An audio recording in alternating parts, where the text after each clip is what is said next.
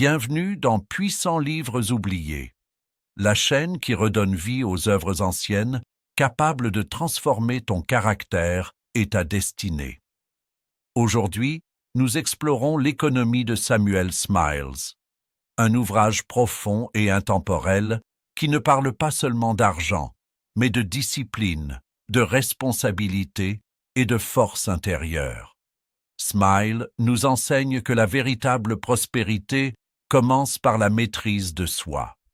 Prépare-toi à découvrir une philosophie puissante qui peut changer ta manière de penser, de gérer et de construire ta vie.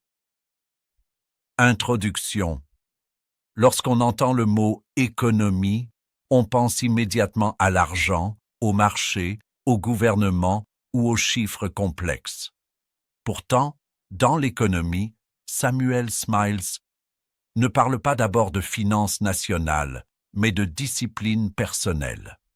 Pour lui, l'économie n'est pas une science froide réservée aux experts. C'est une vertu morale, une manière de vivre, une structure intérieure qui façonne le caractère.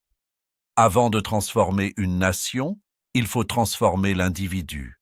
Avant de gérer des millions, il faut apprendre à se gouverner soi-même. Smile insiste sur une idée fondamentale. La prospérité extérieure repose sur l'ordre intérieur. L'économie commence dans les habitudes quotidiennes, dans la gestion du temps, dans la modération des désirs et dans la capacité à différer la gratification immédiate. Celui qui ne sait pas contrôler ses dépenses ne pourra jamais contrôler son avenir. Celui qui vit dans l'excès, la comparaison sociale ou la recherche constante de luxe construit une fragilité invisible qui finira par l'affaiblir. L'économie devient alors une discipline morale, car elle exige honnêteté envers soi-même, responsabilité personnelle et constance dans l'effort. Ce livre ne glorifie pas la richesse ostentatoire ni l'accumulation aveugle. Il met en avant la prudence, la prévoyance et la patience comme fondation du succès durable. Smiles comprend que la vraie pauvreté n'est pas seulement matérielle, mais mentale. Elle réside dans l'incapacité à planifier, à résister aux impulsions et à construire progressivement. L'économie personnelle devient ainsi un acte de maîtrise de soi. Elle forge un esprit stable, capable de faire des choix rationnels plutôt que dictés par l'émotion ou la pression sociale. Dans notre époque moderne dominée par la consommation rapide, les crédits faciles et la culture de l'apparence, cette vision est radicale. Elle rappelle que la liberté financière et la dignité personnelle sont le résultat d'une discipline intérieure. L'économie, telle que Smiles la présente, est un outil de libération. Elle permet à l'individu de devenir indépendant, de ne pas dépendre des caprices du marché ou du regard des autres et de construire une stabilité solide. Ainsi, l'économie n'est pas seulement une question de chiffres, elle est une question de caractère. Elle révèle qui nous sommes lorsque personne ne regarde, comment nous gérons nos ressources, notre temps et nos désirs. En plaçant l'économie personnelle avant l'économie nationale, Smiles affirme une vérité puissante. Les grandes sociétés ne sont que le reflet des individus qui les composent. La transformation collective commence toujours par la transformation intérieure. Leçon 1. L'épargne comme acte de caractère. L'épargne est souvent réduite à un simple mécanisme financier, mettre de l'argent de côté pour plus tard. Pourtant, dans l'économie, Samuel Smiles révèle une vérité beaucoup plus profonde. Épargner n'est pas accumuler, c'est se gouverner. Ce n'est pas une question de chiffres, mais de caractère. L'acte d'épargner est avant tout une démonstration de maîtrise intérieure, une preuve silencieuse que l'individu ne vit pas sous l'emprise de ses impulsions. Là où la majorité cède aux désirs immédiats, Celui qui épargne choisit la retenue. Là où d'autres cherchent la gratification instantanée, il choisit la patience. Et c'est précisément dans cette capacité à différer que se forge la puissance personnelle. L'épargne est un exercice quotidien de discipline. Chaque décision de ne pas dépenser inutilement renforce la volonté. Chaque tentation maîtrisée développe une force invisible mais réelle. L'homme qui sait dire non à lui-même construit une autorité intérieure. Il ne dépend pas des fluctuations de ses envies ni des pressions sociales. Cette retenue n'est pas une privation triste. Elle est un acte stratégique. Elle transforme l'énergie dispersée en stabilité. Elle convertit l'impulsion en intention. Dans une culture où l'on encourage la consommation immédiate, l'épargne devient presque un acte de résistance morale. Smiles montre que la patience est une forme de pouvoir. Celui qui peut attendre possède un avantage que peu comprennent. L'attente n'est pas passivité, elle est préparation. Elle permet de construire progressivement une base solide, d'accumuler non seulement des ressources matérielles, mais aussi de la confiance et de la sécurité intérieure.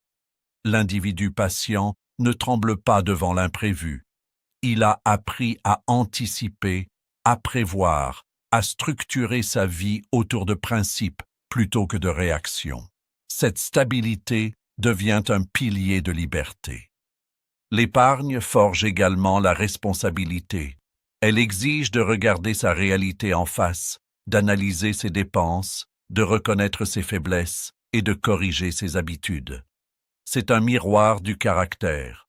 Celui qui refuse d'épargner révèle souvent une incapacité à planifier, une dépendance au regard des autres ou une fuite face à l'effort constant. À l'inverse, celui qui épargne affirme son indépendance. Il choisit de construire plutôt que de paraître. Il préfère la solidité à l'illusion. La puissance personnelle naît de cette cohérence entre intention et action. L'épargne devient un entraînement mental. Elle renforce la capacité à différer le plaisir, à contrôler les émotions liées à la frustration et à maintenir une vision à long terme. Cette vision transforme la manière de vivre. L'individu cesse de courir après chaque nouveauté et commence à bâtir une trajectoire. Il comprend que la liberté financière n'est pas un miracle soudain, mais le résultat d'une accumulation patiente de décisions justes. Smil ne glorifie pas l'avarice ni la peur de dépenser. Il valorise la prudence, la prévoyance et la sagesse. L'épargne n'est pas une obsession de posséder, mais une stratégie pour ne pas dépendre. Celui qui a des réserves possède une tranquillité d'esprit. Cette tranquillité influence toutes les sphères de la vie, les relations, le travail, les choix professionnels. Elle réduit l'anxiété et renforce la confiance. L'homme qui a appris à gérer ses ressources développe une assurance naturelle, car il sait qu'il peut faire face aux imprévus. Il existe un lien profond entre retenue et dignité. Dans une société qui valorise l'apparence et la démonstration, choisir la simplicité est un acte de force. L'épargne permet de ne pas se soumettre à la pression sociale. Elle protège contre le besoin constant d'impressionner. Celui qui se gouverne n'a pas besoin d'afficher. Sa richesse réside dans sa stabilité intérieure. Cette stabilité crée une forme de liberté silencieuse. La patience cultivée par l'épargne influence aussi le développement professionnel. Celui qui comprend la valeur de la progression lente et constante applique cette logique à son travail. Il accepte les étapes, investit dans ses compétences, construit une réputation solide. Il ne cherche pas les raccourcis risqués ni les gains rapides. Cette approche produit des résultats durables. La constance devient sa signature. Épargner, C'est également respecter l'avenir. C'est reconnaître que le futur mérite une préparation. Cette vision long terme distingue les bâtisseurs des improvisateurs. Elle transforme la vie en projet structuré. Chaque petite somme mise de côté devient un symbole de discipline. Chaque décision réfléchie renforce la confiance en soi. Progressivement, l'individu réalise que l'épargne a modifié son identité. Il n'est plus guidé par l'urgence ou la peur, mais par la stratégie et la maîtrise. La puissance personnelle n'est pas spectaculaire. Elle ne se manifeste pas toujours par des gestes visibles. Elle réside dans la capacité à maintenir une ligne de conduite stable malgré les tentations et les distractions. L'épargne est l'un des moyens les plus concrets de développer cette capacité. Elle enseigne la constance, la patience et la retenue. Elle construit un socle invisible sur lequel peuvent s'élever des projets plus ambitieux. Dans un monde dominé par la vitesse et la gratification immédiate, l'épargne apparaît presque archaïque. Pourtant, c'est précisément ce qui la rend puissante. Elle exige une maturité que peu acceptent de développer. Elle demande de penser au-delà du moment présent, de privilégier la construction plutôt que la consommation. Cette orientation transforme l'esprit. Elle installe une discipline qui déborde largement le domaine financier. Celui qui apprend à épargner apprend aussi à gouverner ses pensées et ses émotions. Il devient capable de contrôler ses impulsions, de planifier ses actions et de maintenir une cohérence entre ses objectifs et ses habitudes. Cette cohérence est la base de la puissance personnelle. Elle crée une confiance qui ne dépend pas des circonstances.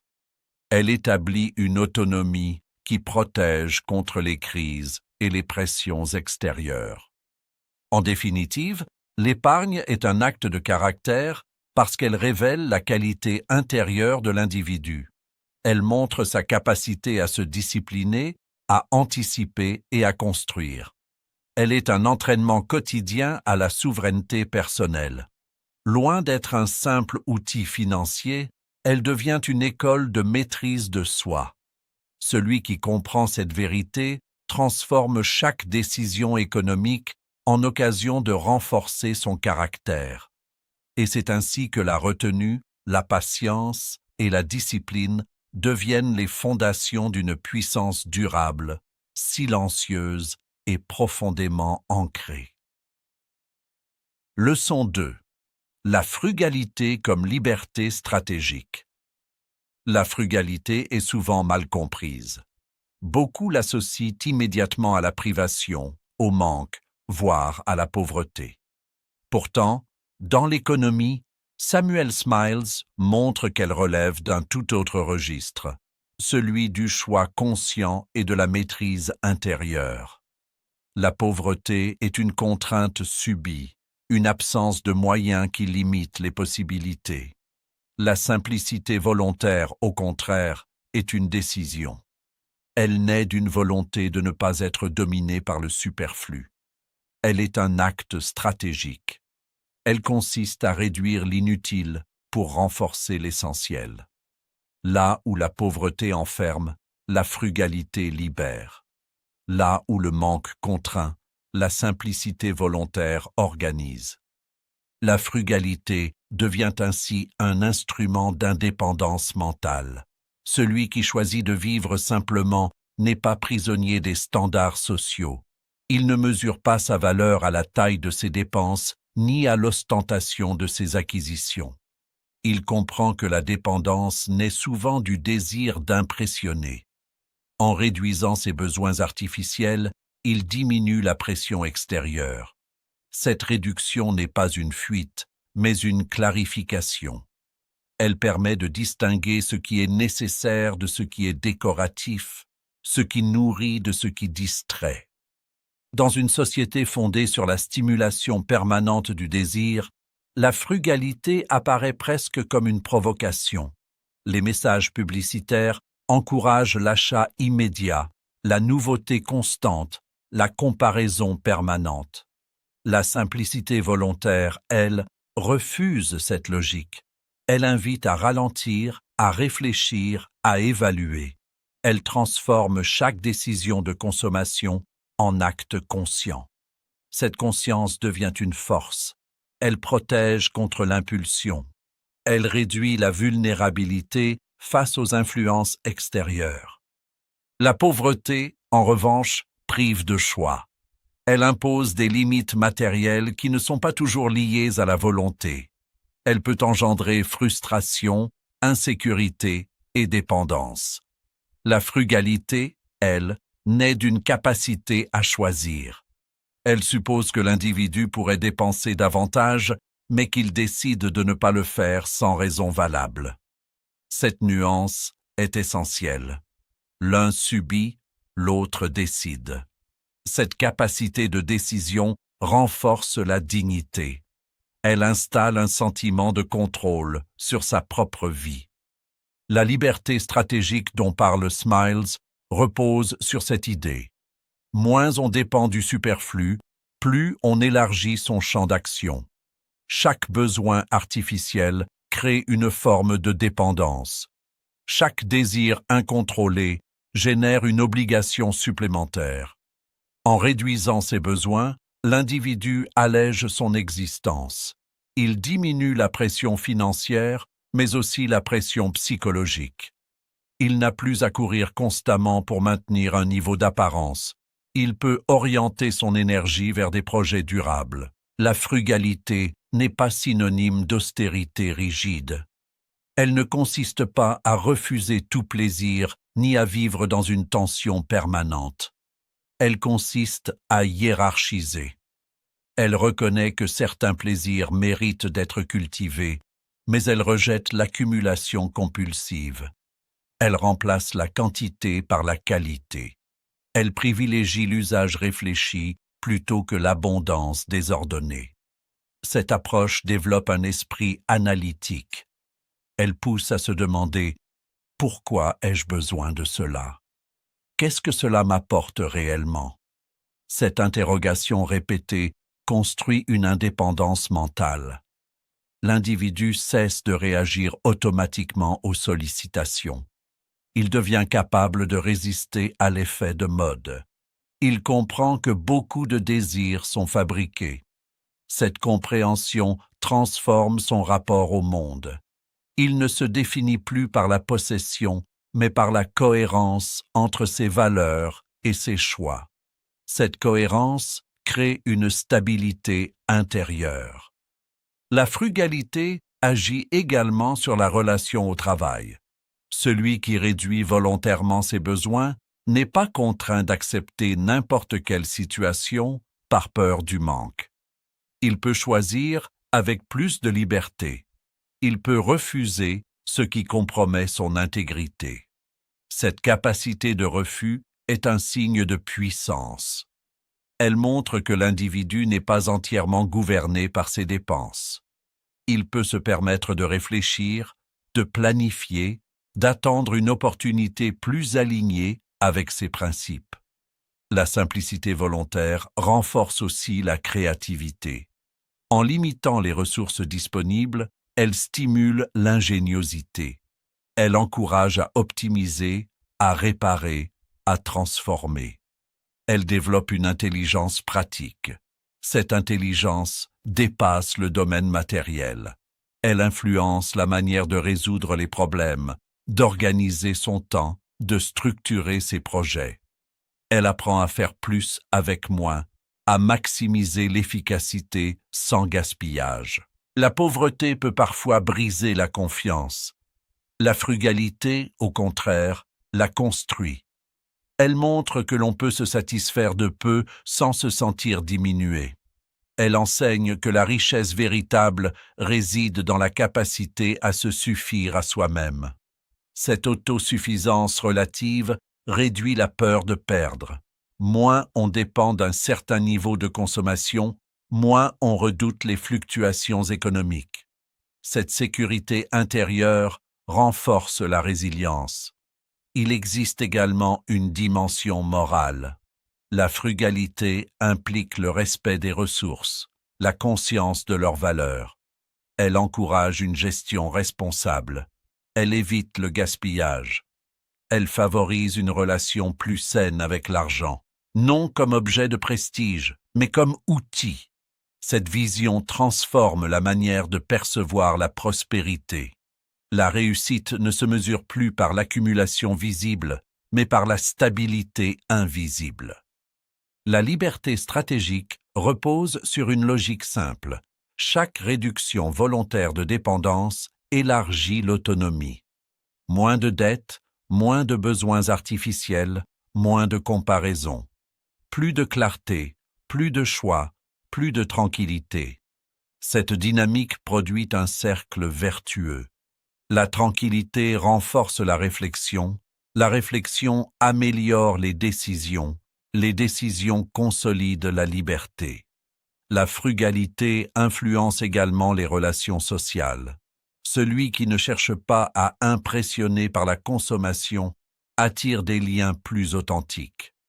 Les relations ne sont plus fondées sur la démonstration, mais sur la sincérité. Cette authenticité réduit la pression sociale. Elle permet d'exister sans masque économique. Elle favorise une estime de soi plus stable, indépendante du regard extérieur. En cultivant la simplicité volontaire, l'individu apprend à distinguer valeur et prix. Il comprend que ce qui a un coût élevé n'a pas nécessairement une valeur profonde. Cette distinction affûte son jugement. Elle l'aide à investir dans ce qui nourrit réellement son développement. L'éducation, les compétences, la santé, les relations de qualité. Il cesse de disperser ses ressources dans des acquisitions éphémères. La frugalité devient ainsi une stratégie de long terme. Elle ne cherche pas un résultat spectaculaire immédiat. Elle construit progressivement une base solide. Elle prépare l'avenir en renforçant le présent. Elle crée une structure stable à partir de laquelle on peut entreprendre. Cette structure repose sur la discipline, la lucidité et la cohérence. Choisir la simplicité volontaire, c'est affirmer que la liberté intérieure compte davantage que l'apparence extérieure. C'est accepter que la valeur personnelle ne dépend pas du niveau de consommation. C'est comprendre que la dépendance la plus subtile est souvent psychologique. En réduisant les attentes artificielles, on réduit aussi les frustrations inutiles. On gagne en sérénité. Cette sérénité n'est pas une résignation. Elle est le fruit d'un alignement entre désir et principe. Elle permet de vivre sans tension constante. Elle favorise une concentration plus profonde sur les objectifs essentiels. Elle offre un espace mental dégagé des comparaisons permanentes. La frugalité comme liberté stratégique transforme la relation à l'argent en relation à soi-même. Elle révèle que l'indépendance ne commence pas par l'abondance, mais par la maîtrise. Elle enseigne que la véritable richesse réside dans la capacité à choisir, à renoncer et à prioriser. Elle montre que la simplicité volontaire n'est pas un manque, mais un excès de clarté. En réduisant l'inutile, elle amplifie l'essentiel. En limitant le superflu, elle libère l'esprit. Et dans cette liberté mentale se trouve la base d'une puissance durable, discrète et profondément stratégique. Leçon 3. La discipline financière comme fondation du pouvoir. La discipline financière n'est pas simplement une méthode de gestion budgétaire. Elle est une structure mentale, une architecture invisible qui soutient toute forme de pouvoir personnel. Dans l'économie, Samuel Smiles insiste sur un principe fondamental. Celui qui contrôle ses dépenses contrôle son avenir. Cette affirmation dépasse le cadre de l'argent. Elle touche à la capacité de diriger sa propre vie.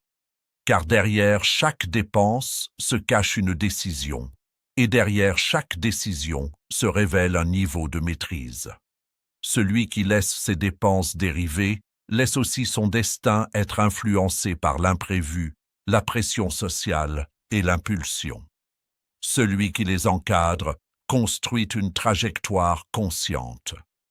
La discipline financière commence par la lucidité. Elle exige d'observer ses habitudes sans complaisance. Où va l'argent? Pourquoi part-il ainsi? Est-ce par nécessité ou par automatisme? Cette analyse régulière développe une conscience aiguë de ses choix. Elle transforme la gestion de l'argent en exercice d'auto-évaluation. Chaque ajustement devient une amélioration personnelle. On cesse d'agir par réflexe et on commence à agir par principe. Cette transition marque le début du pouvoir. Contrôler ses dépenses signifie prioriser. Cela suppose de hiérarchiser ses besoins, de distinguer l'urgent de l'important, le désir passager de l'objectif durable. Cette capacité de tri forge un esprit stratégique. Elle entraîne à penser en termes de long terme. Celui qui sait renoncer aujourd'hui pour consolider demain développe une force rare. Il ne se laisse pas séduire par les gains immédiats au détriment de la stabilité future. Cette retenue volontaire crée une sécurité progressive. La sécurité n'est pas seulement matérielle, elle est psychologique. L'individu discipliné financièrement dort avec plus de sérénité. Il sait qu'il a anticipé, qu'il a prévu, qu'il a construit une base solide. Cette tranquillité d'esprit libère de l'énergie mentale. Elle permet de se concentrer sur la création, le leadership, l'amélioration continue. À l'inverse, l'absence de discipline crée une tension permanente. Les dettes, les dépenses imprévues et les obligations mal gérées deviennent des sources de stress. Ce stress réduit la capacité de décision. Le pouvoir personnel repose sur la capacité à décider sans panique. Lorsque les finances sont structurées, l'individu peut analyser les opportunités avec calme.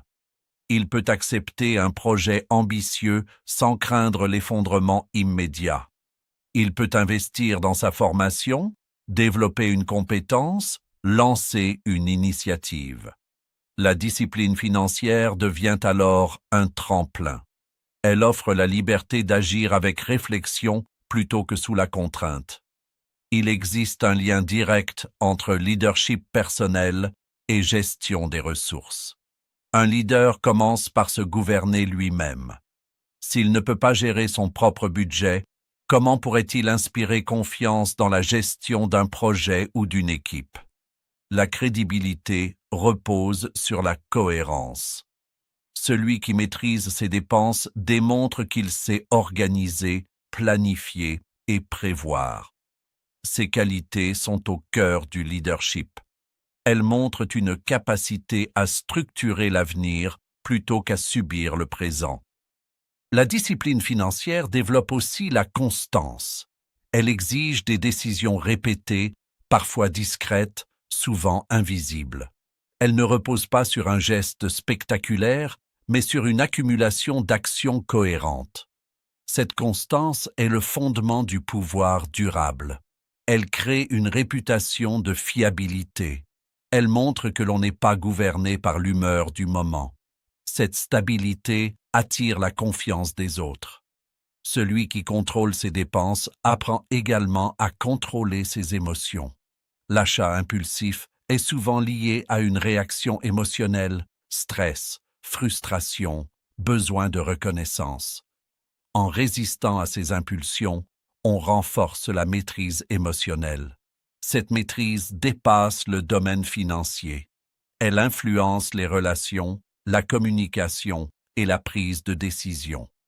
Elle transforme l'individu en acteur réfléchi plutôt qu'en réacteur impulsif. La discipline financière enseigne la patience active. Elle implique d'attendre le moment opportun, d'accumuler progressivement les ressources nécessaires avant de passer à l'action. Cette patience construit une force stratégique. Elle évite les décisions précipitées. Elle favorise les choix mûris. Elle crée une dynamique de croissance stable plutôt qu'une alternance de gains rapides et de pertes brutales. Le pouvoir véritable ne se mesure pas à la quantité d'argent possédé, mais à la capacité de l'utiliser avec discernement. Certains disposent de ressources importantes sans jamais développer une véritable autorité sur leur vie. D'autres, avec des moyens plus modestes, bâtissent une stabilité impressionnante grâce à leur discipline. Ce contraste montre que le pouvoir ne dépend pas uniquement de l'abondance, mais de la gestion.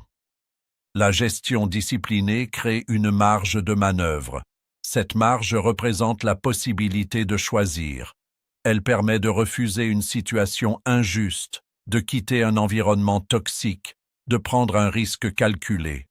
Sans marge, chaque décision devient contrainte.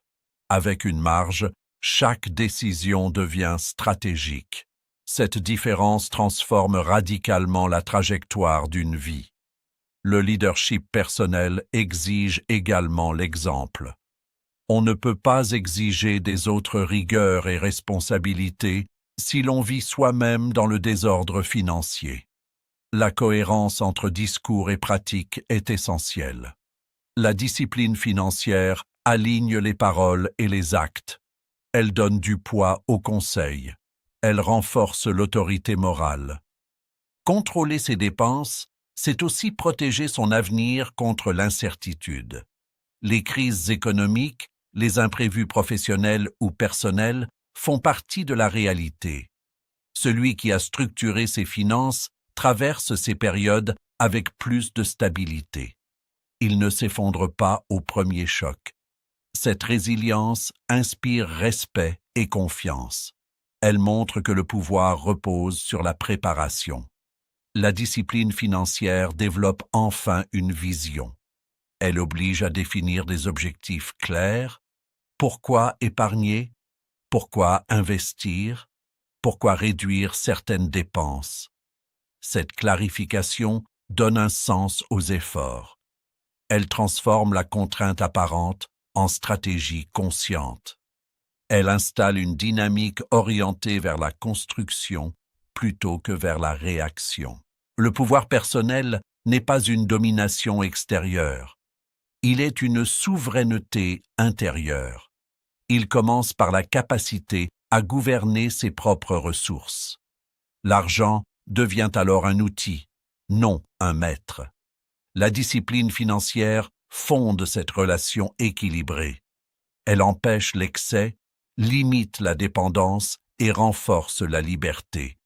Celui qui contrôle ses dépenses contrôle son avenir parce qu'il contrôle ses choix.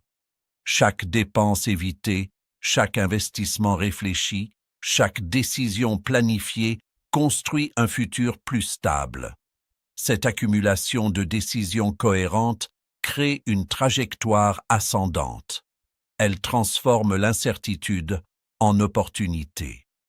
Ainsi, la discipline financière devient la fondation du pouvoir, non parce qu'elle garantit la richesse immédiate, mais parce qu'elle garantit la maîtrise. Elle installe un cadre solide. Elle développe la lucidité, la constance, la responsabilité et la vision. Elle relie la gestion matérielle au leadership intérieur. Et dans cette union entre structure et intention se trouve la véritable autorité, celle de diriger sa propre vie avec stabilité, confiance et clarté. Leçon 4. Le danger du luxe et de la dépendance sociale. Le luxe exerce une fascination ancienne et persistante sur l'esprit humain. Il promet distinction, admiration, reconnaissance. Il semble offrir une élévation immédiate du statut et une confirmation publique de la réussite. Pourtant, derrière cette promesse séduisante se cache un danger profond. Dans l'économie, Samuel Smiles met en garde contre la tentation de vivre au-dessus de ses moyens pour satisfaire le regard des autres. Le désir de paraître, plus que le désir de vivre dignement, est l'un des pièges les plus subtils et les plus destructeurs. Il ne ruine pas seulement les finances, il affaiblit le caractère et installe une dépendance sociale qui érode progressivement l'indépendance intérieure. Le luxe, lorsqu'il devient une nécessité psychologique, cesse d'être un plaisir occasionnel pour devenir une obligation. L'individu qui s'identifie à son apparence extérieure ressent le besoin constant de maintenir un certain niveau de démonstration. Il doit renouveler ses signes de réussite, actualiser ses symboles de statut, suivre les tendances imposées par son environnement. Cette course permanente engendre une pression invisible mais constante. Chaque acquisition devient une réponse à une comparaison. Chaque dépense devient un moyen de préserver une image. Ainsi, l'argent n'est plus utilisé comme outil, mais comme instrument de validation sociale. Le danger réside dans cette inversion des priorités. Au lieu de construire une base solide et durable, l'individu consacre son énergie à entretenir une façade. Cette façade exige des ressources croissantes. Elle crée un cycle d'endettement ou de dépenses excessives. L'équilibre financier se fragilise. La sérénité disparaît. L'apparence peut donner l'illusion de prospérité, mais l'intérieur se fissure. Cette contradiction engendre stress et insécurité. Le désir de paraître ne se limite pas à l'achat de biens matériels. Il influence également les choix professionnels, les relations et les priorités de vie. Certains acceptent des emplois contraires à leurs valeurs pour maintenir un style de vie coûteux.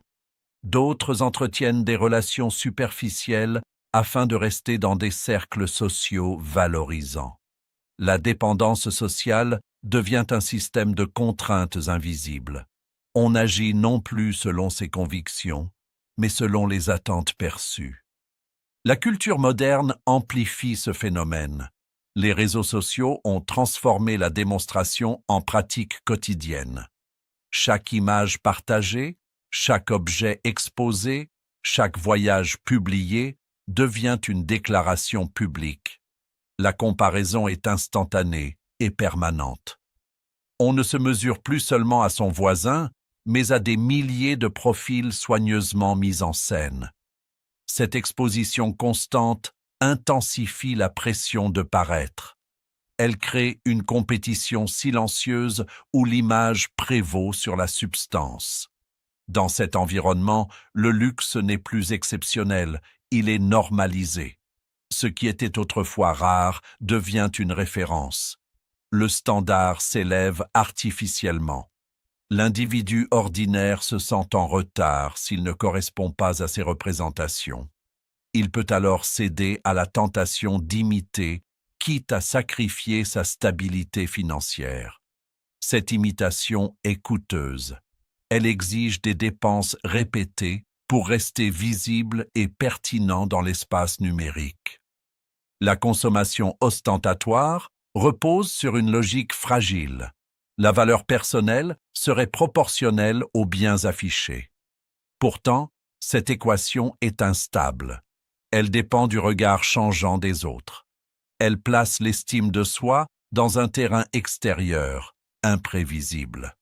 Celui qui base sa confiance sur l'admiration publique devient vulnérable aux critiques, aux comparaisons et aux fluctuations de popularité.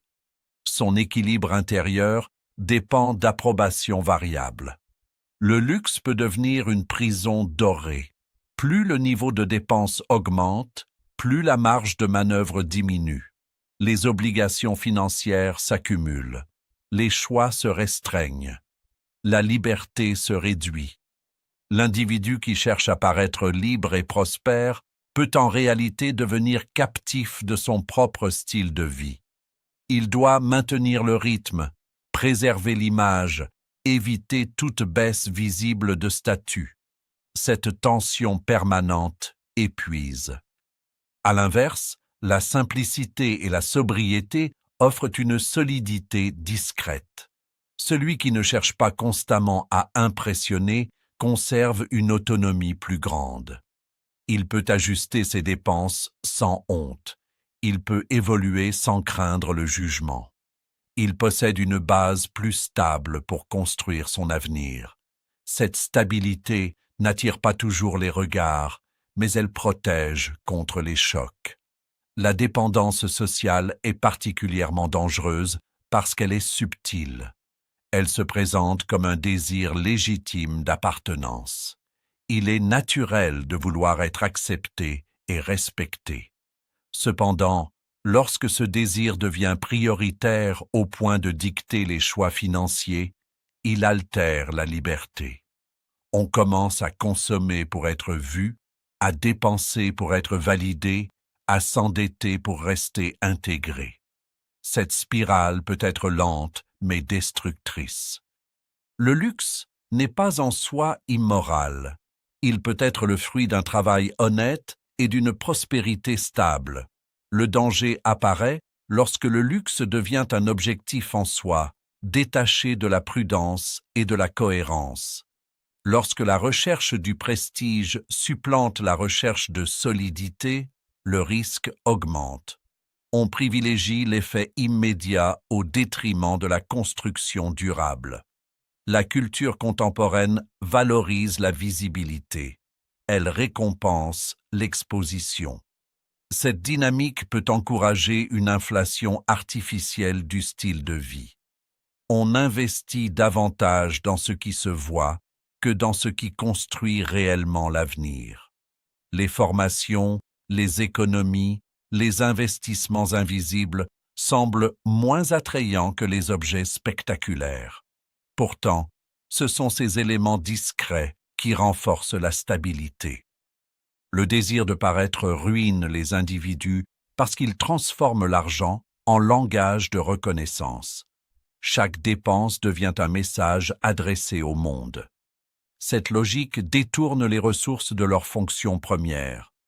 L'argent devrait servir à sécuriser, à développer, à soutenir des projets. Lorsqu'il sert principalement à impressionner, il perd son efficacité stratégique. La comparaison constante altère également la satisfaction. Même après une acquisition luxueuse, la joie est brève. Un nouvel objet, plus récent ou plus coûteux, apparaît ailleurs. La course recommence. Cette insatisfaction chronique empêche la paix intérieure. Elle entretient un besoin permanent de renouvellement. La véritable prospérité repose sur la cohérence entre moyens et ambition. Elle ne dépend pas du regard extérieur. Elle s'appuie sur une gestion équilibrée et une vision à long terme. Celui qui résiste à la pression de paraître développe une force intérieure. Il affirme que sa valeur ne se mesure pas à l'éclat de ses possessions. Cette affirmation le protège contre les modes passagères. Dans un monde où l'image est amplifiée par la technologie, la vigilance devient essentielle. Il est facile de confondre réussite visible et réussite réelle. Pourtant, la solidité d'une vie ne se lit pas toujours sur un écran. Elle se construit dans les choix quotidiens, souvent invisibles. Elle repose sur la discipline, la prudence et l'authenticité. La dépendance sociale affaiblit l'individu parce qu'elle place le centre de gravité à l'extérieur. La liberté authentique exige l'inverse. Elle demande de recentrer les décisions sur des principes personnels. Elle suppose de choisir la cohérence plutôt que l'apparence. Cette orientation protège contre la ruine silencieuse que peut provoquer la quête excessive de luxe. Ainsi, le danger du luxe ne réside pas dans la beauté ou le confort qu'il peut offrir, mais dans l'illusion qu'il entretient. L'illusion que l'image équivaut à la valeur. L'illusion que la reconnaissance publique garantit la sécurité intérieure. Lorsque l'on comprend cette distinction, on retrouve un équilibre. On peut apprécier le confort sans en devenir esclave. On peut aspirer à la prospérité sans sacrifier la prudence. On peut vivre dignement sans chercher à impressionner. Et dans cette liberté retrouvée se trouve une richesse plus profonde, celle d'une indépendance qui ne dépend ni des modes, ni des regards, ni des applaudissements passagers. Leçon 5. L'effort patient contre la richesse rapide. L'attrait de la richesse rapide traverse les époques.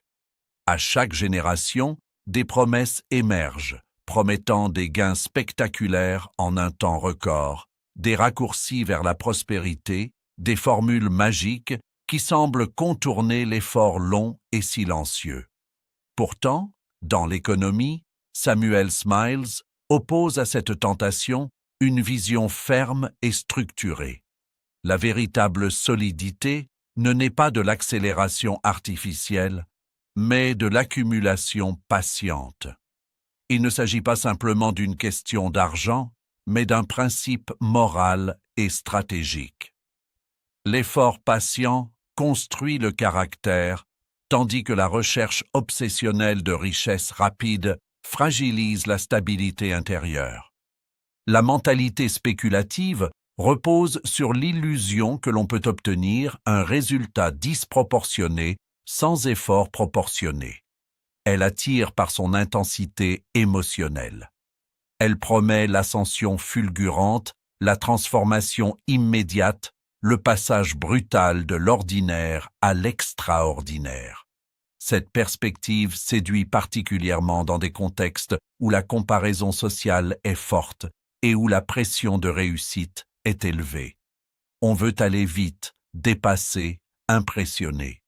Cependant, la vitesse a un coût. Elle réduit le temps de réflexion, diminue la prudence et augmente l'exposition au risque. L'accumulation lente, au contraire, exige constance et discipline. Elle ne provoque pas d'excitation spectaculaire. Elle repose sur la répétition d'actions cohérentes. Chaque effort semble modeste pris isolément, mais leur somme crée une base robuste. Cette méthode demande une vision à long terme. Elle suppose d'accepter que les résultats significatifs prennent du temps. Cette acceptation est en elle-même un signe de maturité. Smiles critique les raccourcis non par conservatisme, mais par réalisme. Les gains rapides s'accompagnent souvent d'une instabilité équivalente. Ce qui s'obtient sans fondation solide peut se perdre tout aussi rapidement. L'individu qui accède à une richesse soudaine sans préparation intérieure peut manquer des outils nécessaires pour la gérer. Sans discipline préalable, l'abondance peut devenir source de désordre. L'effort patient, lui, forme progressivement la capacité de gérer ce qui est acquis. La mentalité spéculative est également marquée par une dépendance aux circonstances extérieures. Elle mise sur des opportunités imprévisibles, des fluctuations de marché, des tendances éphémères. Elle place l'espoir dans des événements incertains. Cette dépendance crée une vulnérabilité. Lorsque les conditions changent, la stabilité disparaît. L'accumulation lente repose sur des principes plus constants. Travail, économie, amélioration continue. Elle réduit la dépendance aux facteurs incontrôlables. L'effort patient développe des compétences réelles. Il oblige à apprendre, à perfectionner, à corriger. Il transforme le temps en allié. Chaque année d'expérience consolide la compétence. Chaque difficulté surmontée renforce la résilience. Cette progression graduelle crée une valeur durable. La richesse ainsi construite repose sur une base de savoir et de caractère. Elle ne dépend pas uniquement d'un coup de chance. La recherche de richesse rapide stimule souvent l'impatience. L'impatience affaiblit la capacité d'analyse. Elle pousse à ignorer les signaux d'alerte. Elle favorise les décisions impulsives. Cette dynamique peut conduire à des pertes significatives. En revanche, la patience favorise la réflexion. Elle permet d'évaluer les risques avec lucidité. Elle encourage la prudence. Cette prudence ne signifie pas immobilisme, mais stratégie réfléchie. L'accumulation lente crée également une relation plus saine avec l'argent. Elle enseigne la valeur de chaque unité gagnée. Elle installe un respect pour l'effort fourni. Cette conscience protège contre le gaspillage. Celui qui a construit progressivement sa prospérité comprend le prix du travail. Il gère avec plus de discernement. La richesse rapide, en revanche, peut banaliser la valeur de l'argent. Elle peut encourager des dépenses excessives ou des décisions irréfléchies. La société moderne amplifie la tentation des raccourcis. Les médias mettent en avant des succès fulgurants, des entrepreneurs devenus millionnaires en peu de temps, des investisseurs ayant multiplié leur capital en quelques mois. Ces récits captivent l'imagination. Cependant, ils occultent souvent les échecs nombreux et silencieux. Pour chaque réussite spectaculaire, combien d'efforts perdus et de projets avortés restent invisibles. L'accumulation lente, elle, ne fait pas la une des actualités. Elle progresse discrètement. L'effort patient renforce également l'endurance psychologique. Il apprend à persévérer malgré l'absence de reconnaissance immédiate. Il développe la capacité à continuer sans validation constante. Cette endurance est un atout majeur dans tout projet de long terme. Elle protège contre le découragement. Elle transforme l'obstacle en étape. La mentalité spéculative, en revanche, peut créer une dépendance à l'adrénaline.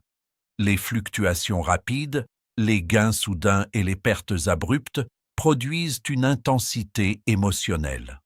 Cette intensité peut devenir addictive. Elle détourne l'attention des fondamentaux.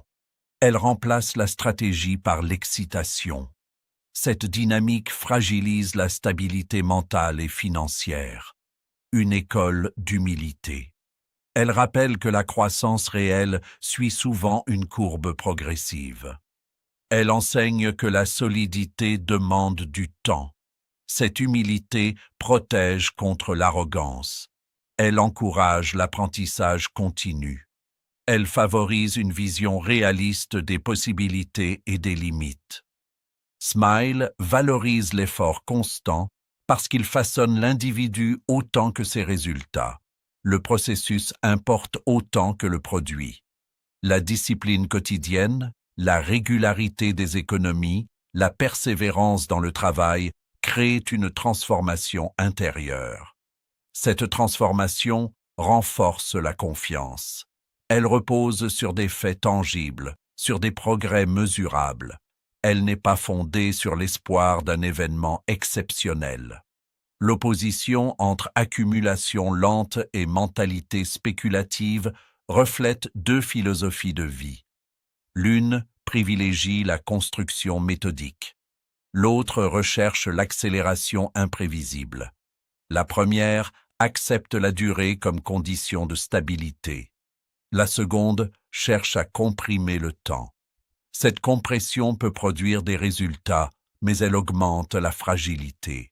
La richesse rapide peut donner l'impression d'une réussite éclatante. Pourtant, sans fondation, elle ressemble à une structure élevée sur un sol instable. L'effort patient, lui, consolide le terrain avant d'ériger l'édifice. Cette différence explique pourquoi certaines fortunes disparaissent rapidement, tandis que d'autres se maintiennent et se transmettent. La patience n'est pas une simple attente passive. Elle est une activité orientée. Elle implique des choix cohérents, des ajustements progressifs, une vision structurée. Elle demande de résister aux comparaisons hâtives. Elle exige de se concentrer sur sa trajectoire plutôt que sur celle des autres. Cette concentration protège contre les distractions spéculatives. L'effort patient renforce aussi la crédibilité. Celui qui progresse régulièrement inspire confiance. Sa trajectoire est lisible. Elle repose sur des principes stables. Cette fiabilité attire des opportunités durables.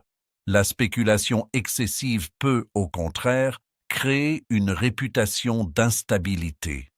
La vraie prospérité n'est pas seulement une question de montant accumulé, elle est une question de cohérence entre moyens et méthodes.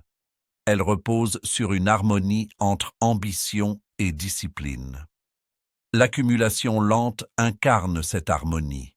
Elle démontre que le temps peut être un allié puissant lorsqu'il est utilisé avec constance. Ainsi, l'effort patient apparaît comme une force stratégique. Il ne promet pas l'éclat immédiat, mais il garantit la solidité progressive. Il transforme la durée en richesse. Il construit un pouvoir stable. Face au mirage de la richesse rapide, il offre une alternative exigeante mais durable.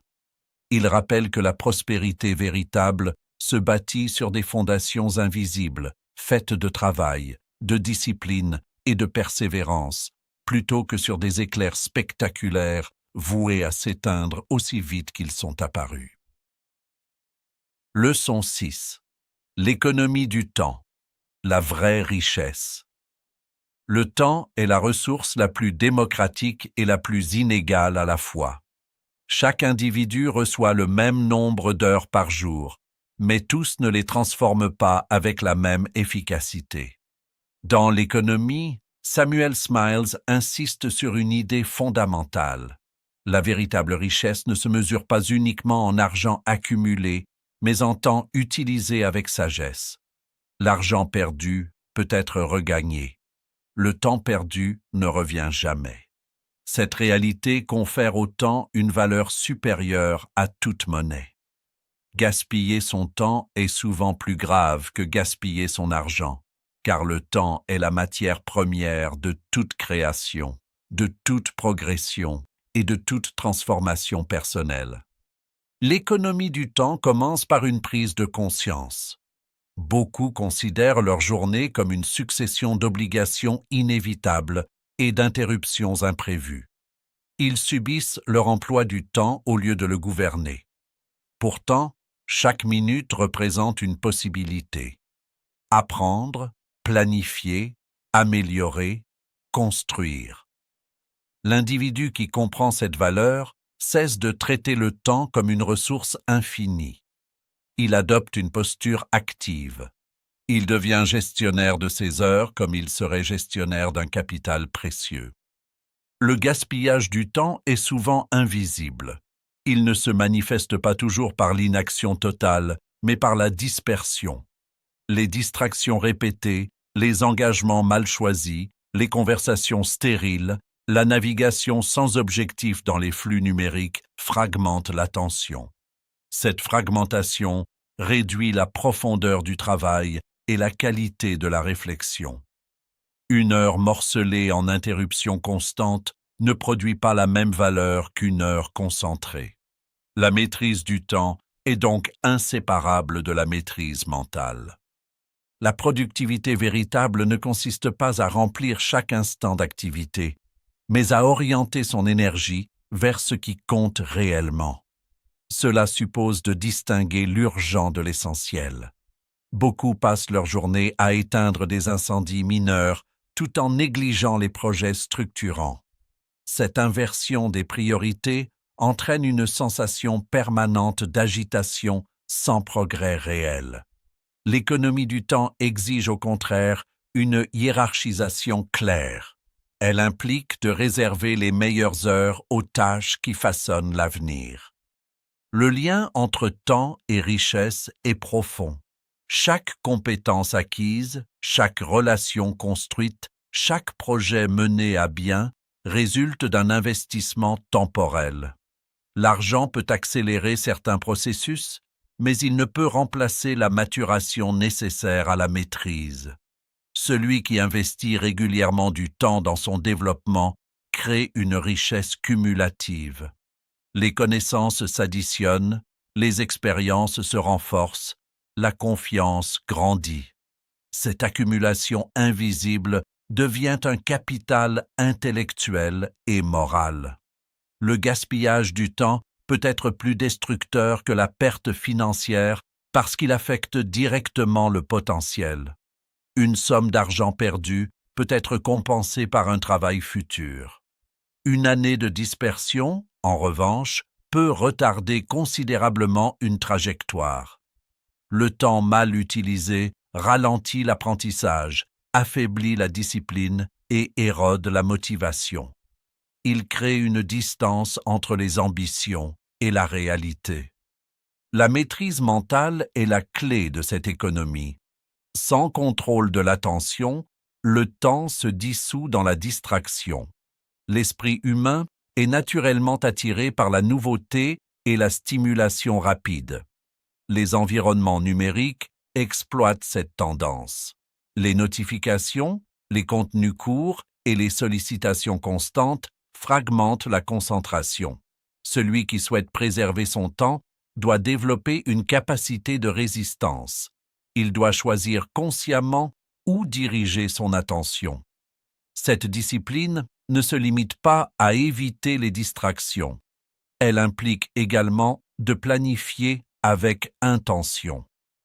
Organiser sa journée, définir des objectifs précis, anticiper les obstacles sont des pratiques qui transforment le temps en allié. Lorsque les actions sont alignées sur des priorités claires, chaque heure contribue à un objectif plus large. Cette cohérence crée un sentiment de progression. L'économie du temps renforce aussi l'autonomie. Celui qui gère efficacement ses heures réduit sa dépendance aux urgences imposées par autrui. Il anticipe plutôt que de réagir. Il crée des marges pour réfléchir et ajuster.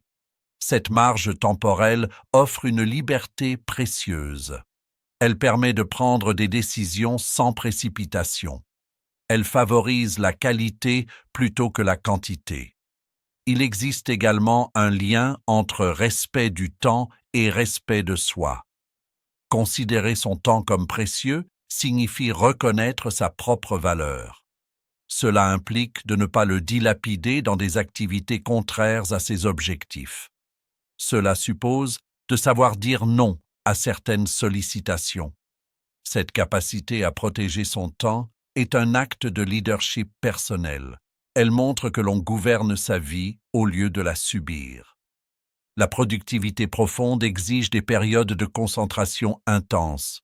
Ces périodes permettent de produire un travail de qualité supérieure. Elles nécessitent une organisation préalable et une discipline constante. Sans cette rigueur, le temps se disperse en tâches superficielles. L'économie du temps consiste à créer des espaces protégés où l'esprit peut s'engager pleinement. Le temps est également la condition de la créativité. Les idées mûrissent lorsque l'on accorde à l'esprit des moments de réflexion structurés. Une gestion chaotique des heures empêche cette maturation. Elle impose un rythme fragmenté qui étouffe l'inspiration. À l'inverse, un emploi du temps maîtrisé favorise la profondeur et l'innovation. L'argent peut être investi, multiplié, déplacé. Le temps ne peut être ni stocké ni récupéré. Cette irréversibilité lui confère une gravité particulière. Chaque journée écoulée est un segment irrépétable de l'existence. Comprendre cette réalité incite à agir avec intention. Il ne s'agit pas de vivre dans une tension permanente, mais dans une conscience lucide. La maîtrise du temps influence directement la confiance en soi. Lorsque l'on accomplit ce que l'on avait prévu, un sentiment de compétence se renforce. Cette cohérence entre planification et exécution développe l'estime personnelle. Elle crée une dynamique positive. À l'inverse, la procrastination répétée affaiblit la confiance. Elle installe un cycle de frustration. L'économie du temps est aussi une question d'équilibre. Il ne s'agit pas d'éliminer toute forme de repos ou de plaisir. Le repos lui-même, lorsqu'il est choisi avec intention, devient un investissement. Il régénère l'énergie et améliore la performance. La différence réside dans la conscience. Le repos choisi diffère du temps perdu sans objectif. La gestion efficace du temps prépare également à l'imprévu. Lorsque les tâches essentielles sont accomplies avec régularité, les urgences perturbent moins l'ensemble. Il existe une base solide sur laquelle s'appuyer. Cette stabilité réduit le stress. Elle permet de maintenir la clarté mentale même en période de pression. La véritable richesse réside dans la capacité à transformer les heures en valeurs durables. Cette transformation nécessite discipline, vision et maîtrise de soi. Elle demande de résister à la tentation de la dispersion et de privilégier la profondeur. Elle exige de considérer chaque journée comme un capital à investir.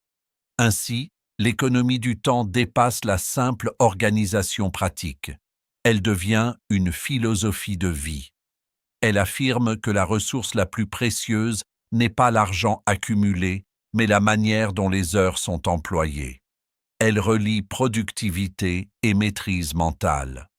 Elle montre que la liberté et la prospérité dépendent de la capacité à gouverner son attention et ses priorités. En comprenant que le temps perdu est irrécupérable, on apprend à le traiter avec respect. Et dans ce respect se trouve la source d'une richesse plus profonde que toute accumulation matérielle, la construction consciente d'une vie alignée, cohérente et pleinement assumée. Leçon 7. La responsabilité individuelle comme moteur de prospérité. La prospérité véritable ne commence ni par la chance, ni par les circonstances extérieures, ni même par l'abondance de ressources matérielles. Elle commence par une décision intérieure, accepter d'être responsable de sa trajectoire. Dans l'économie, Samuel Smiles défend avec force l'idée que le progrès durable repose sur l'effort personnel et la responsabilité individuelle. Refuser le victimisme n'est pas ignorer les difficultés réelles de la vie, mais choisir de ne pas leur abandonner le contrôle de son avenir. Le progrès commence au moment précis où l'individu cesse de chercher des excuses et commence à chercher des solutions. La responsabilité personnelle est une posture mentale. Elle signifie reconnaître que, même si l'on ne contrôle pas tout ce qui arrive, on contrôle toujours la manière d'y répondre. Cette distinction est capitale. Les circonstances peuvent être injustes, les obstacles réels, les désavantages présents. Pourtant, l'attitude face à ces éléments détermine l'évolution future. Celui qui adopte une mentalité de victime concentre son énergie sur les causes extérieures. Celui qui adopte une mentalité responsable concentre son énergie sur ses marges d'action. Cette différence transforme radicalement la trajectoire d'une vie. Le victimisme est séduisant parce qu'il offre un soulagement immédiat. Il permet d'expliquer les échecs par des facteurs externes. Il protège l'ego contre la remise en question. Cependant, ce soulagement est temporaire et coûteux. En attribuant systématiquement ses difficultés à autrui ou au système, l'individu renonce à son pouvoir d'influence. Il se place dans une position passive. Cette passivité limite les initiatives et affaiblit la confiance. La responsabilité individuelle, au contraire, exige courage et lucidité. Elle demande d'examiner ses choix, ses habitudes, ses priorités. Elle implique d'admettre ses erreurs sans se dévaloriser. Cette honnêteté crée une base solide pour l'amélioration. Lorsqu'on reconnaît sa part de responsabilité dans une situation, on ouvre la possibilité de la transformer. On passe du statut de spectateur à celui d'acteur. La prospérité est souvent perçue comme un résultat exclusivement financier, Pourtant, elle englobe bien davantage. Elle inclut la stabilité émotionnelle, la compétence professionnelle, la qualité des relations et la cohérence personnelle. Chacun de ces domaines progresse lorsque l'individu assume ses décisions. La responsabilité crée une continuité entre intention et action. Elle réduit l'écart entre ce que l'on veut et ce que l'on fait. Refuser le victimisme ne signifie pas nier l'existence des inégalités ou des injustices. Cela signifie refuser de leur accorder le rôle principal dans la définition de son identité. L'individu responsable reconnaît les obstacles, mais refuse de s'y réduire. Il cherche des stratégies adaptées à sa réalité. Il développe ses compétences pour élargir ses possibilités. Il transforme la contrainte en défi à relever. La responsabilité individuelle renforce également la discipline. Lorsque l'on sait que ses résultats dépendent largement de ses choix, chaque décision prend du poids. Les habitudes quotidiennes ne sont plus neutres. Elles deviennent des investissements ou des pertes. Cette conscience favorise la constance. Elle encourage à agir même lorsque la motivation fluctue. Le progrès durable repose sur l'accumulation d'actions cohérentes. Cette accumulation exige une responsabilité continue. Il ne suffit pas de prendre une décision ponctuelle, il faut maintenir l'effort. La mentalité de victime fragilise cette constance. Elle justifie l'abandon dès que les difficultés apparaissent. La mentalité responsable, au contraire, considère l'obstacle comme partie intégrante du processus.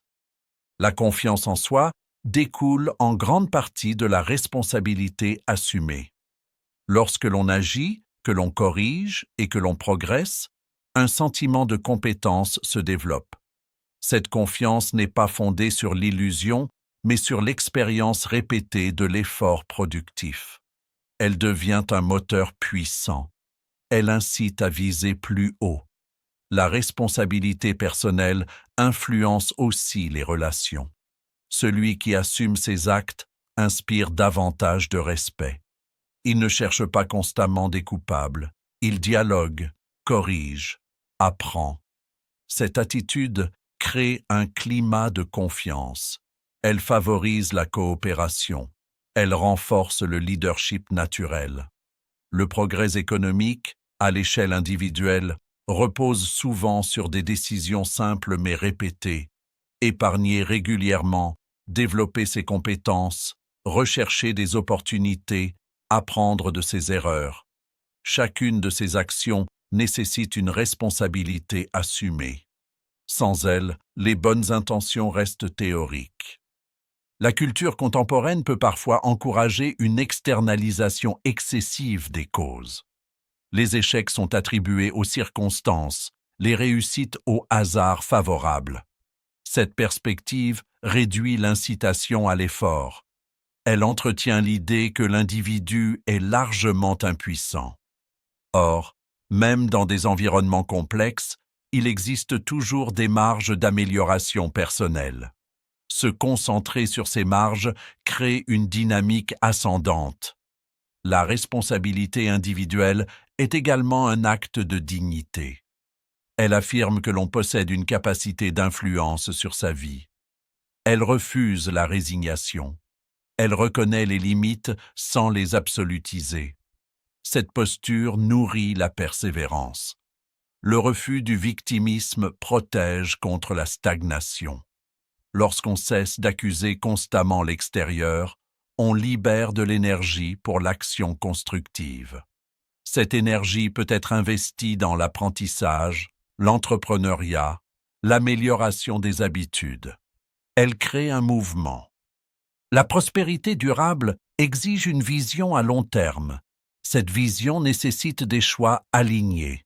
La responsabilité assure cette cohérence.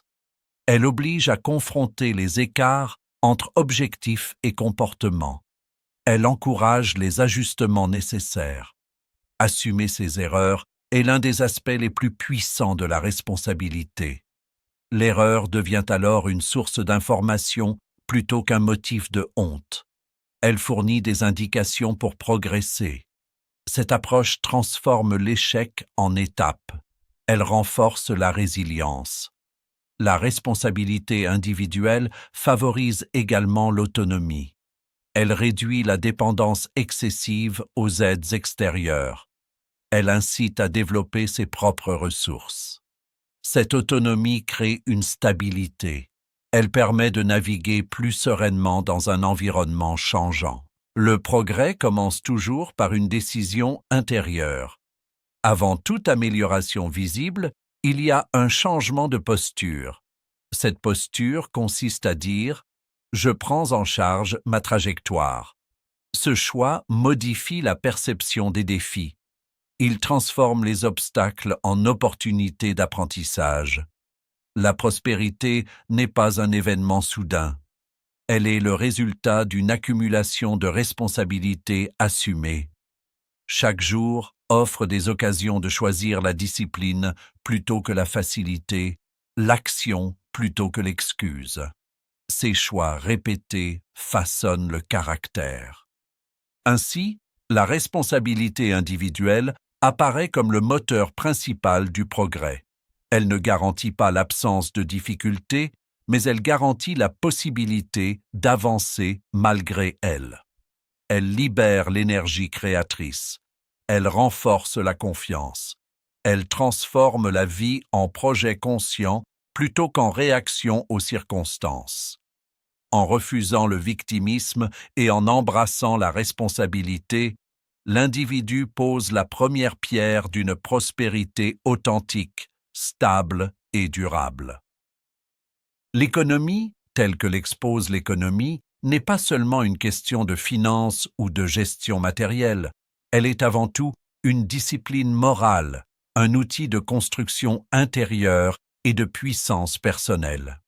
À travers l'étude de l'épargne, de la frugalité, de la discipline et de la responsabilité, l'individu se transforme progressivement. Ce processus n'est pas immédiat, il exige constance et conscience. Chaque choix économique devient un acte de caractère, chaque décision financière une affirmation de sa capacité à diriger sa vie plutôt que de la subir.